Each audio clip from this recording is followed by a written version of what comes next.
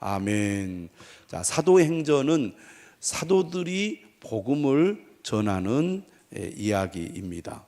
역사서죠. 실제로 예수님 부활 이후에 어떤 일이 일어났는가? 교회가 세워지고 예수님의 제자들이 복음을 전하는 내용을 기록하고 있는 책이 사도행전입니다. 사도행전에는 별칭이 있는데요.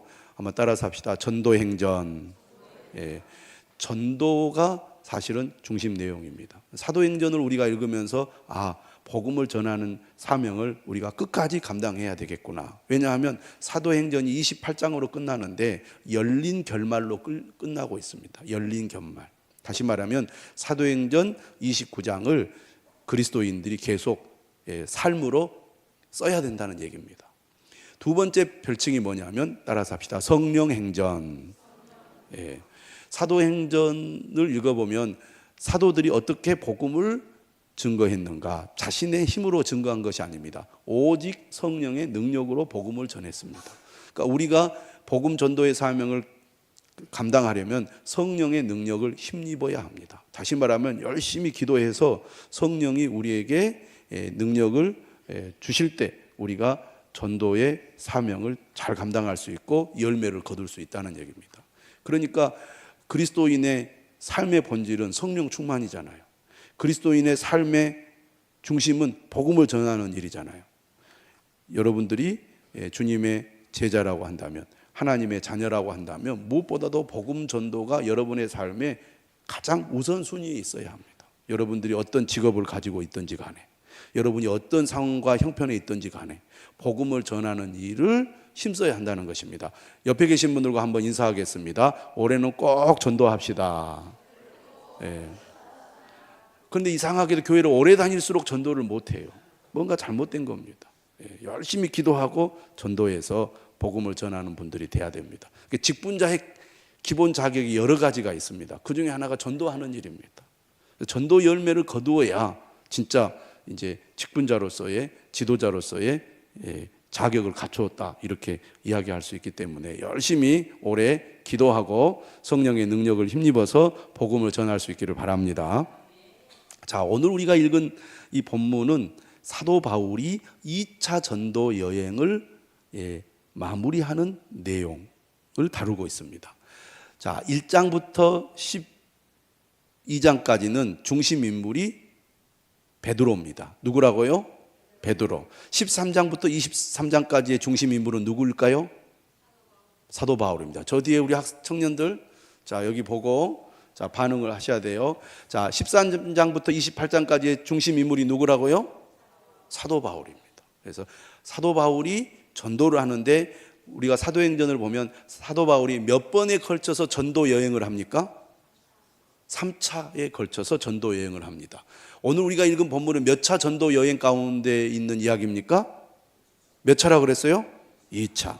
자, 중심 지역이 어딘가를 잘 살펴보면 바로 지금으로 말하면 그리스 지역입니다. 그리스 지역. 그러니까 바울이 1차 전도 여행은 주로 어디에서 전도 여행을 했느냐 하면 아시아, 소아시아, 다시 말하면 터키 지역입니다. 그런데 2차 전도 여행은 바로 바울이 유럽으로 넘어가는 거예요. 복음이 유럽에 어떻게 전파되었느냐?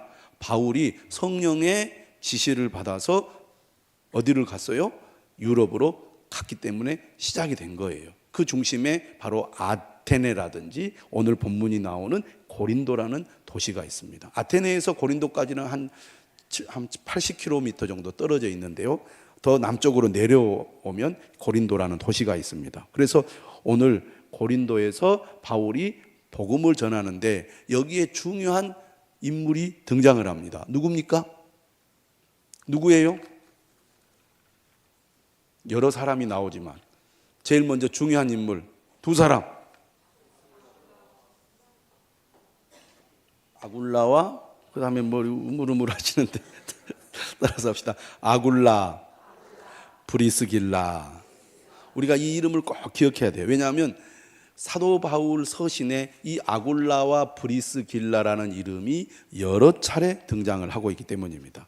브리스길라는 브리스가의 애칭입니다. 그러니까 정식 이름은 브리스가예요. 브리스가라는 이름의 뜻은 작은 노부인이라는 뜻입니다. 자, 이 브리스길라, 브리스가의 남편이 누굽니까? 아굴라입니다. 아굴라는 독수리라는 뜻을 가지고 있습니다. 아굴라는 유대인입니다. 유대인. 그런데 그의 아내인 브리스길라는 아마 로마 귀족 출신으로 추정이 됩니다. 이게 유대인이 아닌 거죠. 남편은 유대인이고 부인은 이방인인 거죠. 그런데 이들이 원래 어디에 살았느냐? 로마에 살았습니다. 로마 황제 글라우디오 때에 유대인들을 추방했거든요. 그래서 어디로 이주를 했냐면 고린도로 이주를 한 겁니다. 다시 글라우디아 황제가 죽고 나서 이들이 로마로 돌아가게 되는데요. 이 고린도에서 그가 무슨 일을 했습니까? 오늘 본문에 보면 무슨 일을 했죠? 천막 만드는 일을 했습니다. 이 장막을 어떻게 만드느냐? 가죽을 가지고 만드는 거예요. 가죽을 이렇게 펴서 꿰매 가지고 장막을 만드는 일을 한 겁니다. 당시는 로마 제국 시대입니다. 로마 제국 시대에 어떤 사람들이 많이 있겠습니까? 군인들이 많이 있습니다. 이 장막을 누가 많이 사용했느냐면 군인들이 숙소로 많이 사용을 했습니다. 그러니까 장막 만드는 사람이 꼭 필요했겠죠. 수요도 많았을 것입니다. 아무래도 일감이 많은 쪽에 일꾼들이 많이 있게 되지 않겠습니까? 어떻게 해서 바울이 그런 일을 했는지 모르지만 바울도 그가 주로 하는 일이 장막을 만드는 일이었어요. 여러분, 사람이 동정업계는 나름대로 서로 동질감이 있기 때문에 빨리 친해질 수 있습니다. 그러니까 바울이 천막을 만드는 사람이었기 때문에 아굴라와 브리스길라도 바울과 훨씬 더 빠르게 친밀감을 가질 수 있었던 것 같습니다. 친해질 수 있었던 것 같아요. 그래서 이 2차 선교 여행 때 고린도를 방문한 바울에게 거처를 제공하고 함께 장막을 만들면서 복음 사역에 조력했던 사람이 아굴라와 브리스길라입니다. 그 후에 에베소로 건너가 지속적으로 바울의 전도 활동을 도왔습니다. 오늘 본문에도 보면 18절에 나오죠. 바울은 더 여러 날 머물다가 형제들과 작별하고 배 타고 수리아로 떠나갈새 브리스길라와 아굴라도 함께 하더라. 에베소가 상당히 중요한 바울의 전도 지역 아닙니까? 이처럼 이 알렉산드리아 태생의 유대인 학자인 아볼로에게 복음의 진리를 전한 사람이 바로 아굴라와 브리스길라였고요. 이들 부부는 자신의 집을 예배 초소로 제공했습니다. 고린도전서 16장에 보면 에베소에서. 그리고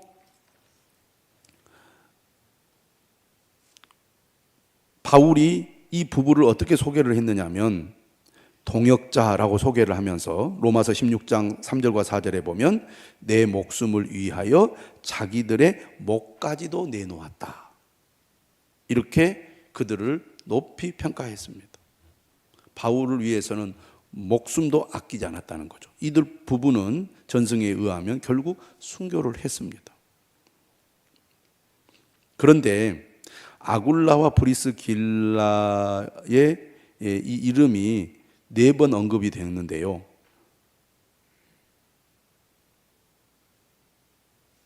아니, 이름이 6차례 언급이 되는데 4번이나 브리스길라의 이름이 앞에 등장을 합니다. 그러니까 아굴라와 브리스길라라기보다는 브리스길라와 아굴라 이런 순서로 이름이 기록되어 있다는 것입니다. 그걸 보고 어떻게 이제 평가를 하느냐면 브리스길라가 남편 아굴라보다 신앙심과 열정이 뛰어나고 더 활동적이었다. 이렇게 평가를 합니다. 학자들은. 아내의 신실한 믿음, 이방인이잖아요. 유대인도 아니고. 이방인인 이 아내의 믿음 때문에 남편도 열심히 바울을 도왔고 또 바울을 돕는 사역을 그 부부가 충실하게 잘했다는 것입니다. 그래서 우리 그리스도인들은 이 아굴라와 브리스길라를 보면서 우리 부부도 아굴라와 브리스길라와 같은 부부가 됩시다. 그렇게 서로 이야기를 많이 한다는 것입니다. 자, 부부간에 한번 서로 마주보고 인사하겠습니다. 우리도 아굴라와 브리스길라와 같은 부부가 됩시다.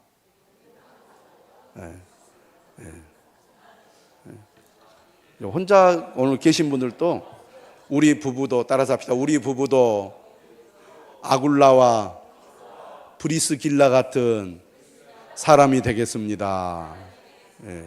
여러분, 하늘의 상은요, 그 사람의 어떤 직위나 역할이 무엇이었냐가 중요한 게 아닙니다. 어떻게 자기에게 맡겨진 이 사명을 잘 감당했느냐에 따라서 저는 하나님이 주신 상이 다르다고 봅니다. 목사나 선교사라고 더 상이 크고 평신도라고 상이 적은 게 아니라고 봅니다.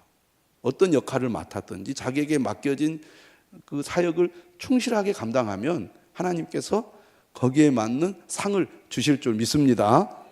여기 있는 모든 분들이 아굴라와 브리스길라 같은 분들이 될 수 있기를 바랍니다.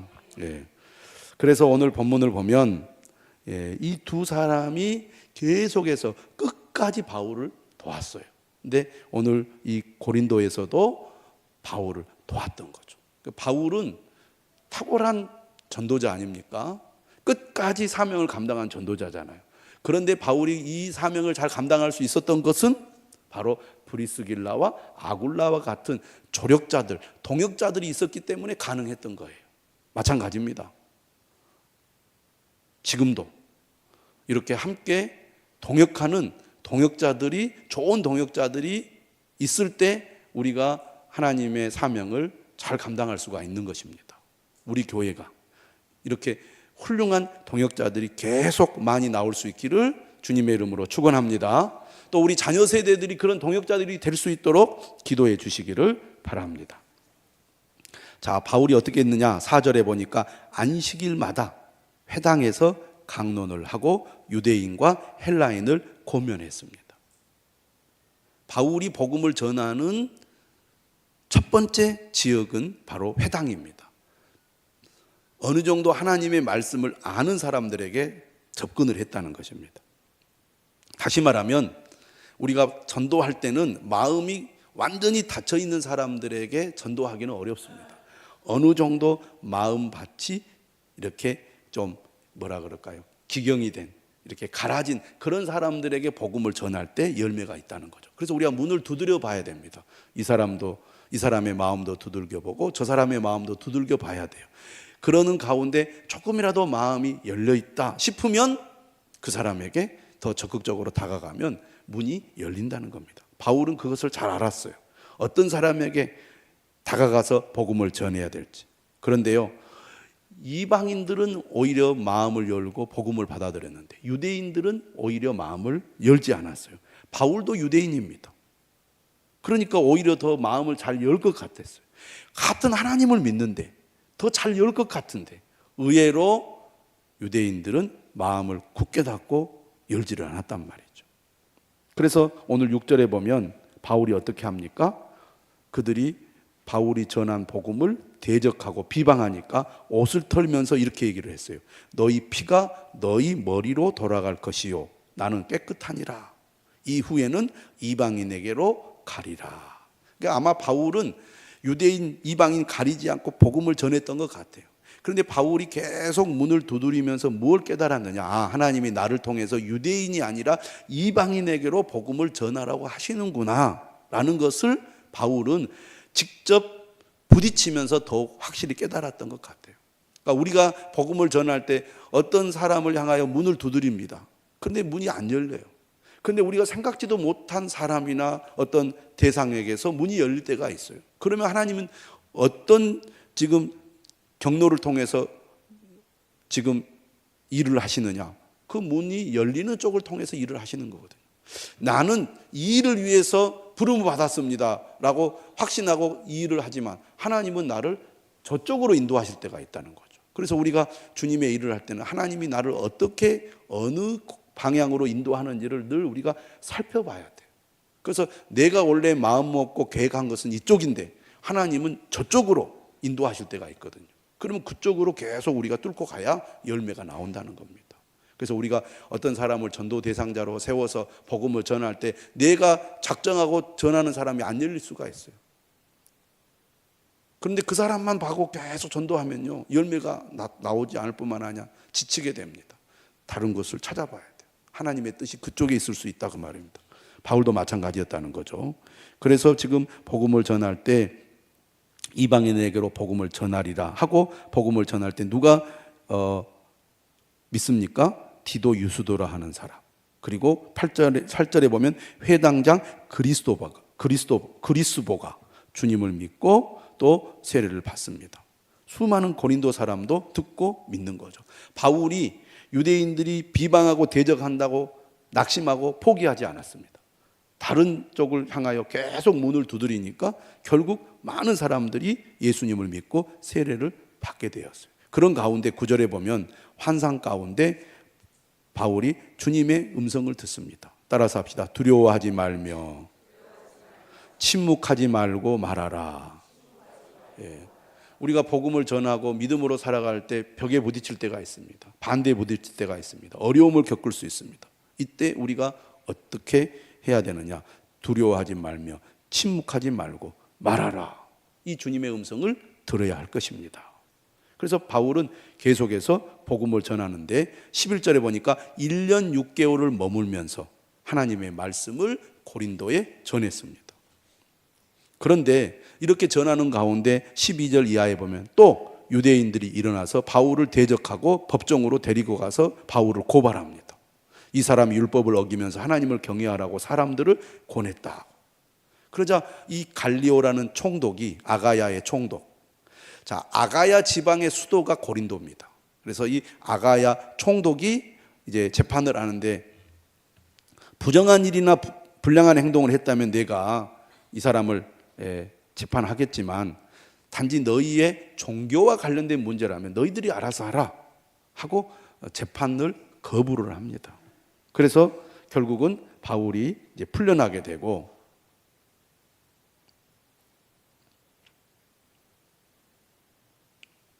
바울이 이제 자유를 얻게 되는데요. 이때 보면은 회당장 소수대내를 잡아서 사람들이 법정 앞에서 때립니다.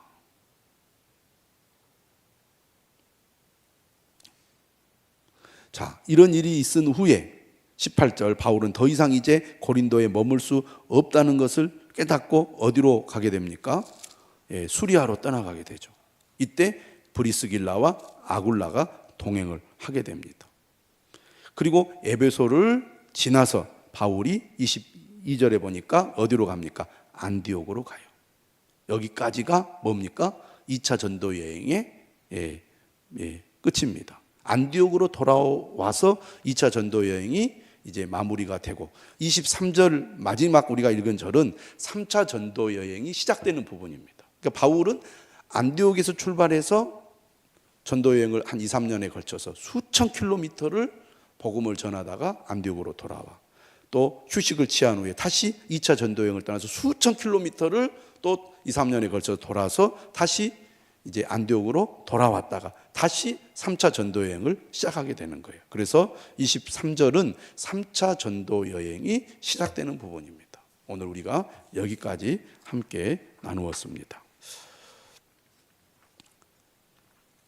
사도 바울이 계속해서 복음 전도의 사역을 감당했던 것처럼 우리도 복음 전도의 사명을 2024년도에 더욱 힘써 감당할 수 있기를 바랍니다. 아굴라와 브리스길라와 같은 믿음의 동역자가 되어서 함께 복음을 증거하는 사명을 감당할 수 있기를 주님의 이름으로 축원합니다.